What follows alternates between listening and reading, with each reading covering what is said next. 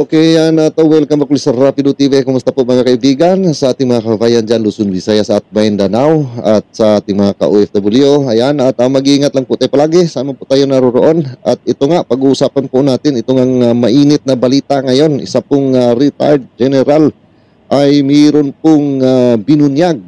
Lalo na po dito sa kanila pong plano na muling papasukin sa bansa ang ICC, mga kaibigan, para di umano ay imbestigahan itong war on drugs ni dating Pangulong Duterte.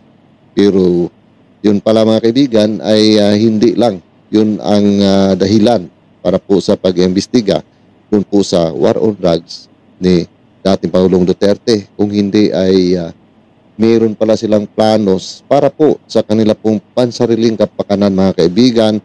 At ito naman pong mga sobra ang ambisyon ng mga politikong gustong makahawak o makaupo sa mas mataas pa na posisyon, ay yun ang pinupuntarya ngayon, mga kaibigan, at kanila pong sinasakyan ang pag-aambisyon ng politikong masyadong ambisyoso, mga kaibigan. Kaya mga kaibigan, ito po, panoorin natin ang pahayag po ni retired General Antonio Parladi, mga kaibigan. At dito po natin maririnig ang talagang layunin nila, bakit ay ninais po nila na itong ICC muli pong babalik sa ating pong bansa. Nag-surrender yung mga milisya ng bayan, yung mga pumapalit doon sa armado.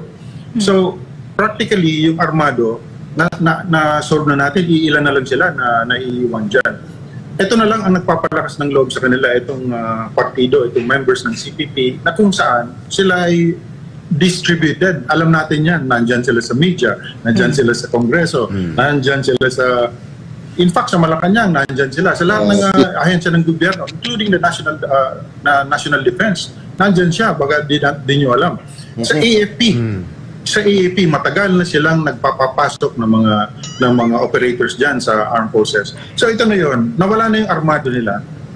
They expect that the CPP will still be able to create chaos dito sa ating mga organisasyon, sa ating mga institutions para tayo paguluhin. Kasi alam nila na wala na silang armado na babalikan, wala na silang armado na kung saan sila pwedeng magtago pa or what. So ito na lang yun, last hurrah, if they can destroy the institutions of the government, whatever existing and whatever functioning institution of the government, they will do it. And itong action na ito ng ICC, kitang-kita natin ang galaw dito ng mga komunista.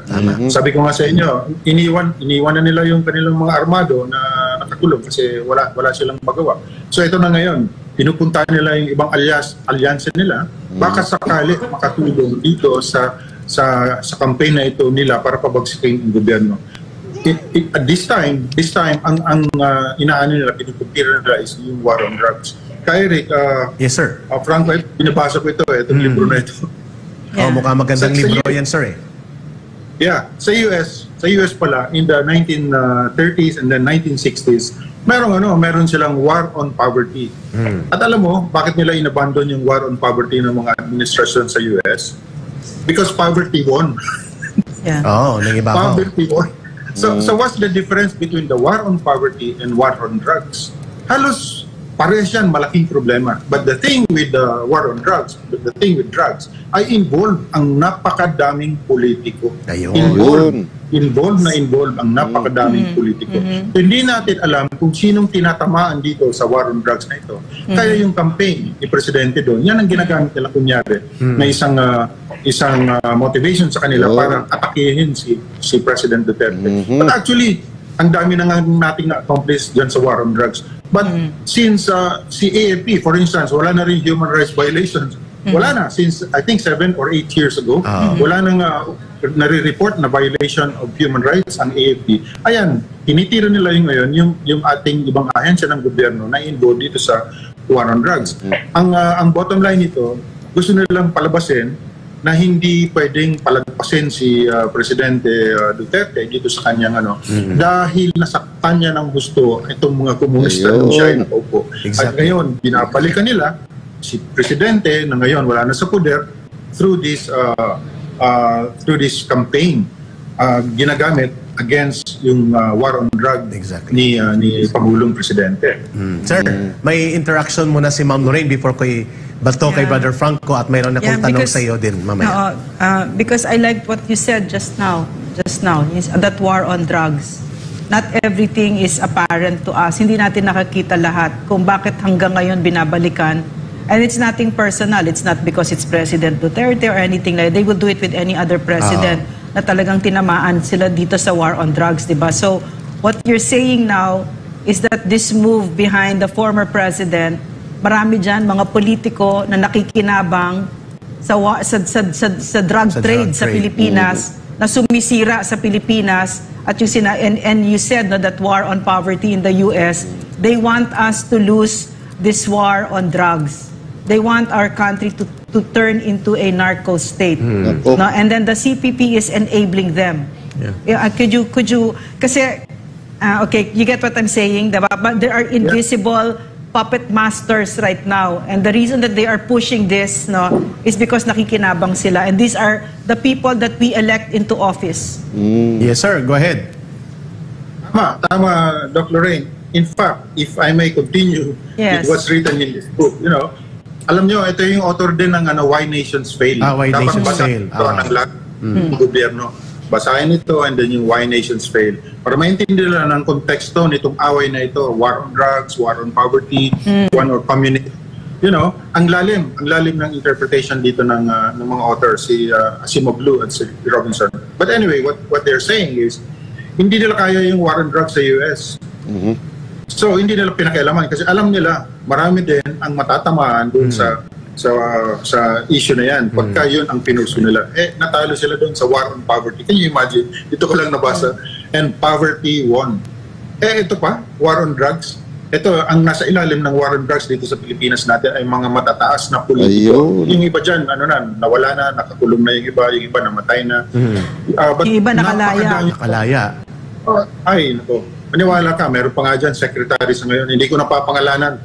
But pwede kayong mag-research. Can you imagine, isang secretary na dati na i-involve dito sa drugs? Yes, ngayon magiging secretary. I'm sorry, President BBM, pero alam nyo, dapat pag-isipan nating mabuti yung mga tao na nalagay natin. Sir Parlade, sir. Hold mo. Grabe ito mga kaibigan, no? At ayan, no? Narinig po natin ang lahat po ng mga pahayag ni retired General Antonio Parlade, mga kaibigan, na dito nga patungkol sa kanilang plano na papasukin itong ICC para di umano ay mag-imbestiga sa war on drugs ni dating Pangulong Duterte. Pero yun pala mga kaibigan, ay mayroon palang iba na mas malalim pa na dahilan doon po sa kanila pong ninais na pagpapasok nito pong ICC, mga kaibigan, sa ating bansa. So, mayroon pala silang para sa kanilang pansariling kapakanan, mga kaibigan, dito nga po sa kanilang mga pinaglaban di umano, mga kaibigan, na ay karapatang pangtao na nakita po naman natin na ay ang ginawa po nitong mga komunistang ito ay kung hindi pang-abuso sa ating mga kababayan, di ba, mga kaibigan? So ngayon po, dahil nasilip po nila na mayroon pong mga politiko na sobra po ang ambisyon na mas makaupo pa sa mas mataas pa na posisyon sa ating gobyerno, yun ang kanilang pinupuntarya, mga kaibigan. Yun ang pinupuntarya ngayon ng mga komunista, na ipakita po nila na suportado itong mga politikong ito para po ay makuha nila ang loob at kung ano man po ang kanilang gusto na gagawin o gusto po nilang i-request ay agad-agad po na aaprubahan, mga kaibigan. So yun pala, mga kaibigan, talagang itong mga komunistang ito, mga kaibigan, ay gagawa talaga sila ng paraan para po ay talagang maging magulo ang ating pong bansa. No? Kaya ay sa sinabi pa nga dito ni Retired General, no, mga kaibigan, na yung ibang drug lord, no, ay nandyan na nga sa ating gobyerno at mayroon pa na isang nakapasok na isang secretary ngayon, mga kaibigan. Nako, grabe na po ito. Ano na ba ang nangyayari ngayon sa ating gobyerno? Sana po itong si Pangulong Bongbong Marcos ay magising naman po at mapagmatyag at titingnan po niya ito pong nangyayari ngayon sa ating bansa. Sayang po naman ang ating pong pagboto sa kanya dahil ay sa ating pong nakita dati na itong si PBBM ay talagang gagawin po niyang lahat para po ay aasinso ang ating bansa. Pero sa ngayon po, ang nasilip po natin, mga kaibigan, parang lalong nalugmok po ang ating bayang Pilipinas, mga kaibigan. No? Susuri po dyan sa aking nasasabi, pero yun po talaga ang aking nakikita. No? Nasa inyo po kung ano po inyong mga naobserbahan ngayon.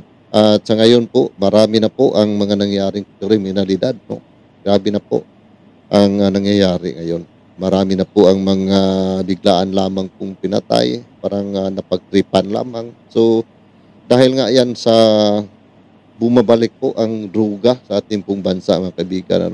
Talagang ang droga ngayon ay parang katulad na noon, no?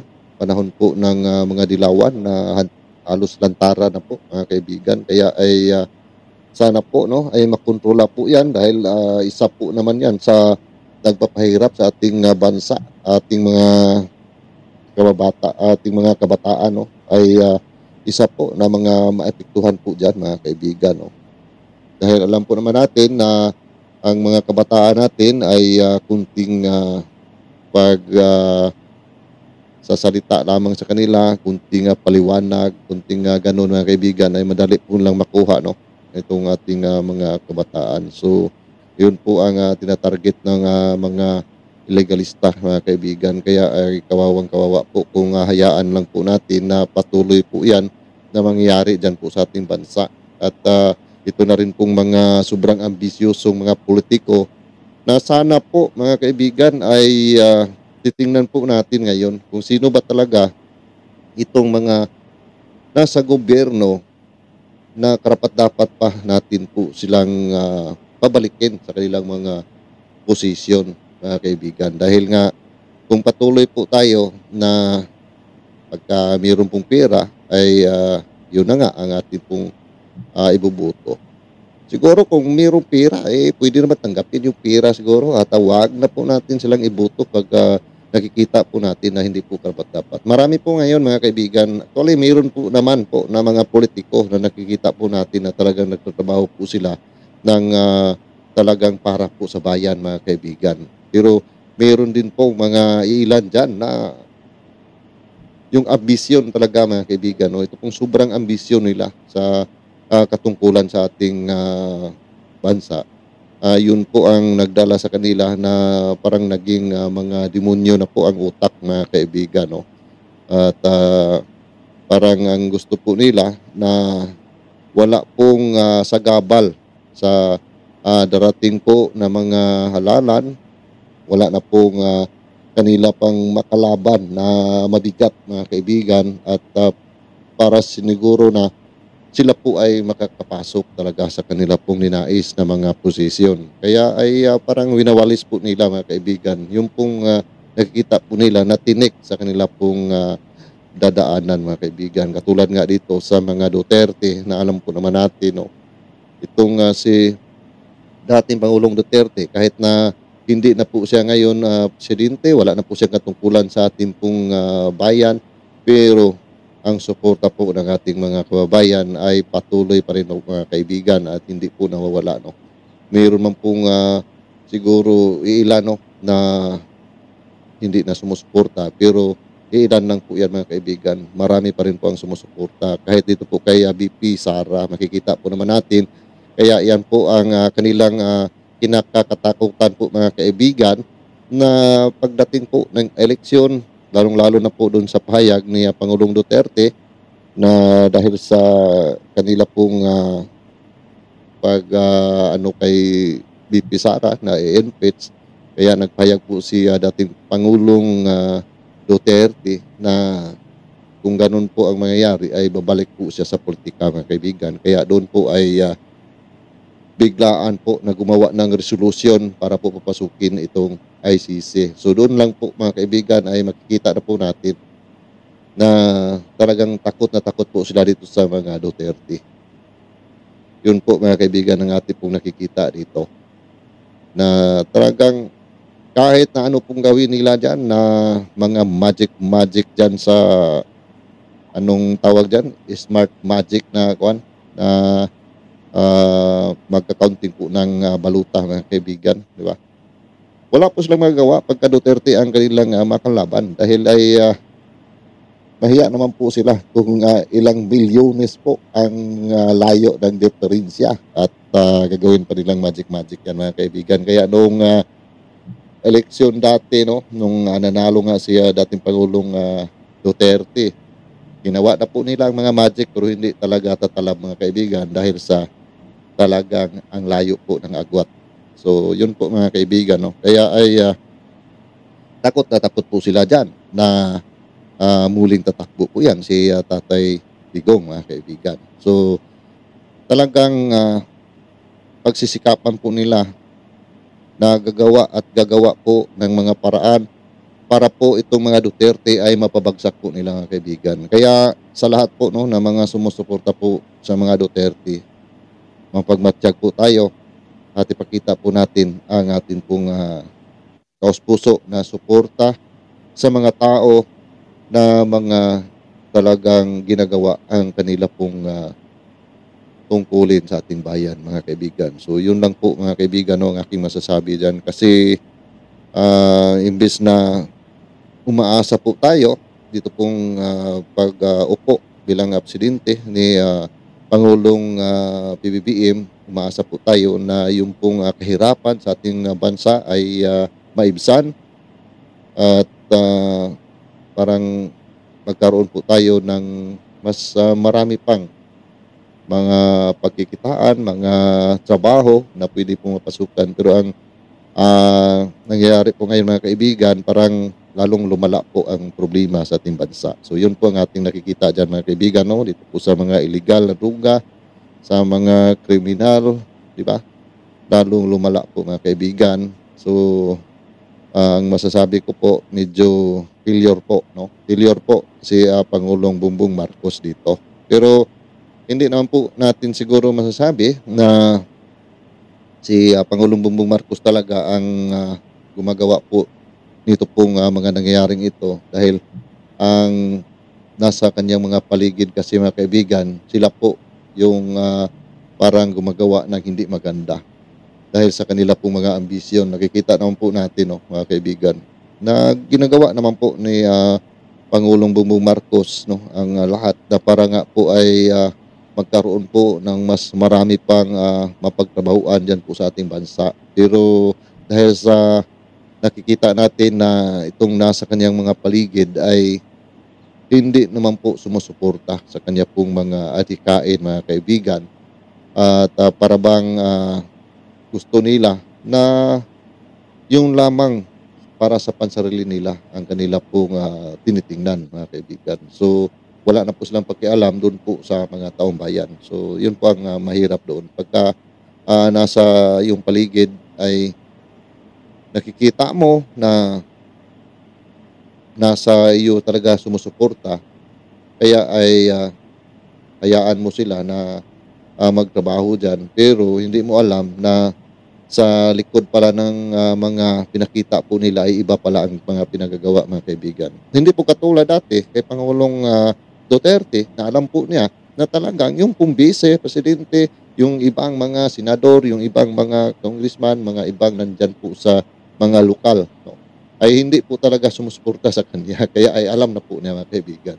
So mas maganda pa yung ganon, na alam mo na lahat na talagang gagawa ka ng yung paraan para po ay mayroon pong makikita ang taong bayan. Dito po kasi parang inaasa lang po ni Pangulong Bongbong Marcos. Kasi kung titingnan po natin ang mga pangyayari, mga kaibigan. Mayroon pong mga mabigat na mga nangyayari sa ating bansa. Itong si Pangulong Bongbong Marcos, parang wala lang po siyang mga marinig natin na mga pahayag patungkol nga dyan. So, di ba? Kaya mga kaibigan, masabi ko na ang lahat po ay inaasa po niya sa kanya pong mga nasa paligid. Kaya yun po ang isa na hindi po maganda bilang isang Pangulo na dapat po talaga ay gagawin mo ang iyong pong tungkulin bilang Pangulo. Kung meron man pong nakita dyan na ginawa po na mali, imbestigahan po yan kung yung tao na yan ay hindi po karapat-dapat yan po sa kanya pong posisyon, ay tanggalin na po yan, di ba? Mga kaibigan, ganoon lang po yan para po ay maging maayos naman po ang ating bansa. So, nasa inyo po mga kaibigan kung ano po yung mga komento dito po sa atin pong napanood na mga pahayag po ni General Antonio Maraldi, mga kaibigan. At pakicomment na lang po sa ating comment section para po maraman po natin ang inyo pong mga public opinion. At ako po ay magpasalamat muli sa inyo pong patuloy na pagsuporta dito po sa aking mga ginagawa po ng mga reaction video. At sa ating mga kabayan dyan, Luzon, Visayas at Mindanao, at sa ating mga ka-OFW, palagi na po tayo mag-iingat. At kung nagustuhan po ninyo pala ang video na ito, paki-like naman po mga kaibigan. At see you po sa next video ko. God bless, Rubas. Ingat lang palagi. Sama tayo na ron.